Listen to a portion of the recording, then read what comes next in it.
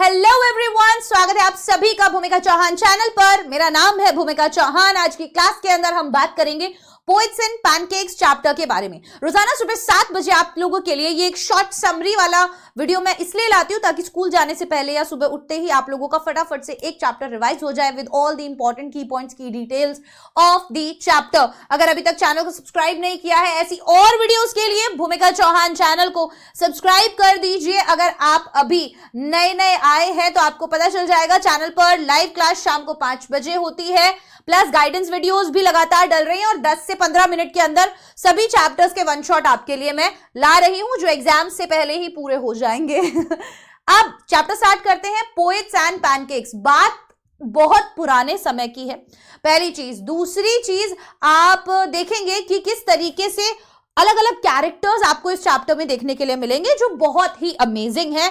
Plus आपको उस time के फिल्म मेकिंग के बारे में पता चलेगा, उस टाइम के लोगों की मेंटालिटी के बारे में पता चलेगा और ऐसी बहुत सारी चीजें। एक मेकअप ब्रांड है पैनकेक, ठीक है, ये खाने वाला पैनकेक नहीं है, ये एक मेकअप ब्रांड है पैनकेक, फेस पाउडर के तौर पे। तो पुराने जमाने में कैमरा के सामने अच्छे दिखने के लिए बहुत ज्यादा मेकअप किया जाता था और यहाँ पर हमारे राइटर उसी के बारे में बात कर रहे हैं कि कैसे लोग बहुत ज्यादा अगली दिखते थे इतना ज्यादा मेकअप करके, बट वो लाइट्स के लिए, कैमरास के लिए असेंशियल होता था। ठीक है, फिर इसमें बात करी जाएगी हायरार्की की, दैट इज कि कैसे जो मेन मेकअप मैन है वो हीरो का करेगा, फिर उसके नीचे वाला बंदा साइड एक्टर्स का करेगा, फिर उससे नीचे वाला बंदा क्राउड का मेकअप करेगा, डांसर्स का बंदा अलग मेकअप करेगा। तो एक हायरार्की जो है वो भी देखने के लिए मिलती है। आइए शुरू करते हैं। पैनकेक्स जो है वो जेमिनी स्टूडियो के अराउंड रिवॉल्व करता है और सारी कहानी जो है इस स्टूडियो के अंदर जो लोग हैं, जो यहाँ काम करते हैं, उन सभी से रिलेटेड है। एक मेन कैरेक्टर है सुबु, जो बहुत ही इंटरेस्टिंग है और जिससे आप जब पढ़ेंगे तो आपको लगेगा कि हाँ, इस तरीके की पर्सनालिटी अगर आसपास हो तो मजा आ जाए। कहने का मतलब है ये एक बहुत ही जाना पहचाना जेमिनी स्टूडियो जो है फिल्म प्रोडक्शन हाउस है मद्रास के अंदर, जो कि अब चेन्नई हो गया है, और ये जाना जाता है अपनी यूनिक हायरार्की के लिए और डाइवर्स पर्सनालिटीज के लिए। ठीक है, तो हायरार्की प्रॉपर्ली यहाँ पर मेंटेन की जाती है और पर्सनालिटीज डाइवर्स, अलग अलग तरीके के अलग अलग पर्सनालिटीज के लोग आपको यहाँ पर देखने के लिए मिलते हैं। अब कम्युनिज्म और एंटी कम्युनिज्म, इसके बारे में जानना क्यों जरूरी है। देखिए, कम्युनिज्म उस समय के टाइम में एक नई पॉलिटिकल ऑर्डर था that was spreading through out the world, जो फैल रहा था पूरी दुनिया में, स्पेशली इन एशियन कंट्रीज, खास तौर पर एशियन कंट्रीज के अंदर। जी हाँ, communism preached equality of people and abolition of poverty. तो कम्युनिज्म क्या बताता है? सीधी सिंपल बात है कि ये जो भेदभाव है ये खत्म करो, ये गरीबी अमीरी, ये जातिवाद और ये जितने भी अलग अलग तरीके के भेदभाव हमारे समाज में है, इसे खत्म किया जाए।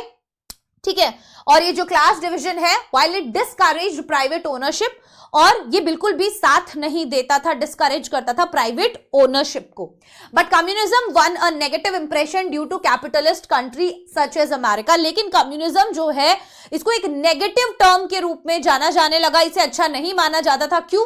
क्योंकि ये जो अमेरिकन थे ये ऐसा नहीं चाहते थे, वो फूट डालो राज करो की नीति पे चल रहे थे। उन्हें लग रहा था अगर ये जो यहाँ पर जातिवाद है, ये जो यहाँ पर ऊंच नीच है, अगर ये खत्म हो गई, तो अगर ये एक हो गए तो हम यहाँ पर राज नहीं कर पाएंगे, यहां से लूट नहीं कर पाएंगे। राइट? अब मेकअप डिपार्टमेंट और उसके कल्चर के बारे में जानते हैं। जेमिनी स्टूडियो के अंदर एक मेकअप डिपार्टमेंट था और उस मेकअप डिपार्टमेंट का एक कल्चर था। कैसा कल्चर? पैनकेक, ये एक मेकअप ब्रांड का नाम है जो भर भर के वहां पर ट्रक में आता था। The term refers to a makeup brand extensively used in Gemini Studio, बहुत ज्यादा Gemini Studio में यूज होता था to transform actors into monstrous figures। अब देखिए यहाँ पर बहुत ही sarcastically बोला जाता है कि एक्टर्स को monstrous figures मतलब और डरावने लगते थे according to the writer। ठीक है, सच में नहीं लगते थे, बट बहुत ज्यादा मेकअप करते हैं ताकि लाइट्स में अच्छे दिखे। Often necessarily due to heavy lightning on set, जरूरी होता है क्योंकि सेट्स पर बहुत ज्यादा हेवी लाइट होती है, एंड देन उनके अंदर, कैमरा के अंदर आपके सारे जो फीचर्स हैं वो और जो सारे आपके इम्परफेक्शंस होते हैं वो दिखते हैं, विच is not which doesn't look good actually बड़े पर्दे के ऊपर। तो इसीलिए बहुत मेकअप करना पड़ता है ताकि बड़े पर्दे पर सब अच्छा दिखे। ठीक है, हायरार्की इन मेकअप। अब मेकअप के अंदर क्या हायरार्की थी? हायरार्की एज एन ऊंच नीच की, भाई ये बंदा ये करेगा, ये करेगा, ये करेगा, ये करेगा। तो चीफ मेकअप आर्टिस्ट जो था वो वर्क करता था हीरो हीरोइन के ऊपर, वो उनका मेकअप करेगा, जबकि असिस्टेंट जो है वो सपोर्टिंग एक्टर्स को और क्राउड आर्टिस्ट को हैंडल करते थे। ठीक है, office boy was responsible for making the crowd players look hideous. अब देखो अगेन, ये जो ऑफिस बॉय है एक्चुअल में, जो कि बॉय नहीं था बट उसको ऑफिस बॉय बोला जाता है, अब ये भी यही काम करता था, ये भी लोगों को और हिडियस मतलब और डरावना बनाने में लगा हुआ है। सरकास्टिकली बोला जा रहा है, ध्यान रखिएगा। ठीक है, Despite his role, he was a frustrated 40-year-old. अब उसके रोल के अलावा वो एक बहुत ही फ्रस्ट्रेटेड, चिढ़ा हुआ 40 साल का आदमी है, who aspired to be an actor or writer, जो चाहता था एक्टर और राइटर बनना, but blamed his failure on the studio. लेकिन अपने फेलियर का कारण स्टूडियो को बताता है, खास तौर पर सुबू को। तो ये जो ऑफिस बॉय है ये सुबू से बहुत ज्यादा चिढ़ता है, क्योंकि सुबू यहां पर मल्टी टैलेंटेड है, बहुत वर्सेटाइल है, एंड इनफैक्ट ऐसा कहा जाता है कि सुबू अगर आपके आसपास है तो वो कोई एक फिल्म का सीन करने के 50 आइडियाज आपको दे सकता है, और इस तरीके के इंसान के साथ फिल्म बनाना पीस ऑफ केक है। ठीक है, टैलेंटेड स्क्रिप्ट राइटर था ये। SP Subbu's role in Gemini Studio. अब सुबू का क्या रोल था जेमिनाई स्टूडियो में? सुबू की वर्सेटैलिटी, मल्टीटास्किंग था बंदा, एक्टिंग भी कर लेता था, लिख भी लेता था, क्रिएटिव भी था। So a man of multiple talents, writer भी था, पोएट भी था, एक्टर भी था, प्रॉब्लम सॉल्वर था। Subbu was indispensable to the studio. भाई वो एक इस तरीके का बंदा था जो खास तौर पर मुझे लग रहा था पूरा स्टूडियो ही उसकी वजह से चल रहा है, because he was multi talented.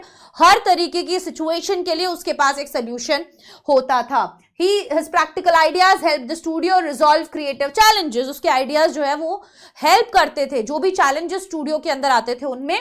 He was also known for his generosity and hospitality. केवल ऐसा ही नहीं, इंसान भी अच्छा था, दयावान था, लोगों का सम्मान करता था। आसपास के जो लोग हैं, बहुत लोग उसके घर में आके रह रहे थे जिनको वो खाना खिलाता था, उनकी हेल्प करता था। ठीक है, like the office boy considered him a sycophant. लेकिन इतनी अच्छाइयां, इतना जेनरस है, इतना काइंड है, उसके बाद भी ऑफिस बॉय जैसे लोग उससे चिढ़ते थे। अक्सर जो इंसान ऊपर बढ़ रहा होता है और जो नहीं बढ़ पाता, उसे लगता है कि वो ये गलत काम करके आगे बढ़ा है, उसे लगता था कि वो बॉस का चमचा है, इस वजह से उसे अपॉर्चुनिटीज मिली, या उसकी जाति अलग है इस वजह से उसे अपॉर्चुनिटीज मिली, विच इज नॉट राइट, क्योंकि सुबू अपने आप में बहुत टैलेंटेड था।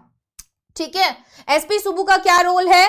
तो उसका लिटरेरी टैलेंट के बारे में बात करें तो उसने एक सक्सेसफुल नॉवेल लिखी है देवदासी के बारे में, देवदासी ट्रेडिशन के बारे में, and composed poems for the masses, और लोगों के लिए बहुत सारी कविताएं भी लिखी हैं। Despite his ability to write high order poetry, तो हर तरीके की कविताएं आप देख सकते हैं उन्होंने लिखी है। लेखक है, एक्टर है, प्रोड्यूसर है, हर एक चीज है।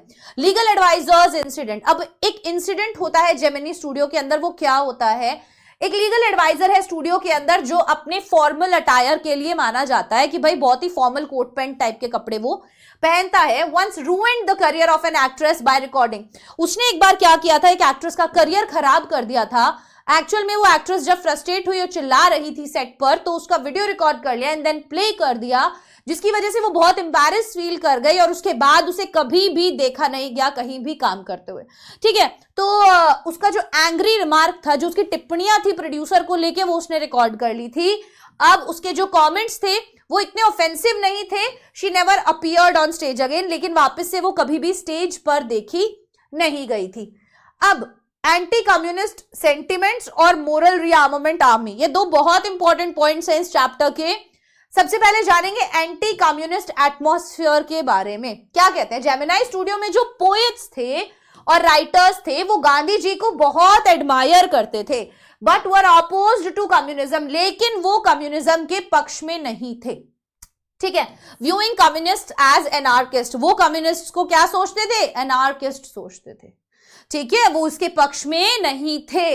अब 1952 में क्या हुआ था? मोरल रीआर्ममेंट आर्मी, ये एक इंटरनेशनल एंटी कम्युनिस्ट ग्रुप है। इंटरनेशनल, ये क्या करते हैं? जगह जगह जाते हैं, इस तरीके के स्टेज प्ले करते हैं और कम्युनिज्म को बढ़ावा देते हैं। ठीक है, सो परफॉर्म्ड 2 प्लेज, एंटी कम्युनिस्ट है ये, कम्युनिस्ट को बढ़ावा नहीं देते, एंटी है उनके। ठीक है, 2 प्ले करे थे उन्होंने स्टूडियो में, जिसके अंदर वो एक बहुत ही अलग तरीके की छाप छोड़कर गए। इस तरीके के कोई भी प्लेज आज से पहले जो इन्होंने किए वो देखे नहीं गए थे। और However, the studio's operations remained unaffected by MRA's message. लेकिन स्टूडियोज में जो ऑपरेशन हुआ, स्टूडियो में जो भी काम होता था उससे कोई भी प्रभाव जो है नहीं पड़ा था एमआरए ने जो भी स्टेज प्ले करा, उन्हें लग रहा था कि हम ऐसे जगह जगह जाएंगे तो हम एंटी कम्युनिस्ट जो है इस बात को फैला पाएंगे, लेकिन जेमिनी स्टूडियो के अंदर ऐसा नहीं पाया गया, वहां पर वो सेम चीजें ऑलरेडी चल रही थी। ठीक है, एमआरए मोरल रीआर्मामेंट आर्मी जो है वो एक इंटरनेशनल टीम है एक्टर्स की और एक्ट्रेसेस की that spread anti communist feelings, जो एंटी कम्युनिस्ट फीलिंग्स को फैलाती हैं थ्रू आउट द वर्ल्ड, पूरी दुनिया में। एमआरए केम टू चेन्नई, वो चेन्नई आए थे and saw how influential Gemini studio in the south of India was, और ये देखा कि जेमिनी स्टूडियो जो है वो बहुत इन्फ्लुएंशियल है और यहां पर अगर हम कोई मैसेज डालते हैं तो हो सकता है कि वो message all over the world या ऑल ओवर इंडिया फैलेगा। ठीक है, the team got permission from Vasan to stage their play, team को परमिशन मिल गया था वसन से कि वो कर सकते हैं। वसन केवल हैप्पी था उन्हें परमिशन देने के लिए, क्योंकि उसे आशा थी दैट उसका जो स्टाफ है would get inspiration from the international team, उसे लग रहा था कि ये स्टाफ को इंस्पिरेशन मिलेगा इस इंटरनेशनल टीम से, बट लिटिल डिड वसन नो ऑफ देयर इंटेंशंस, लेकिन वसन कहीं ना कहीं उनके इंटेंशंस को जानता था। एमआरए ने अपना प्ले किया, ठीक है, एंटी कम्युनिस्ट जो कहीं ना कहीं मैसेज छुपा हुआ था उनके प्ले में, and went away and it was yet after some time that Vasan realized that he had been fooled, और कुछ समय बाद वसन को कहीं ना कहीं ये रियलाइज हुआ कि उसको बेवकूफ बनाया गया है, वो अपने किसी मुद्दे के साथ आए थे, अपने किसी हिडन पर्पस से आए थे जो उन्होंने पूरा किया।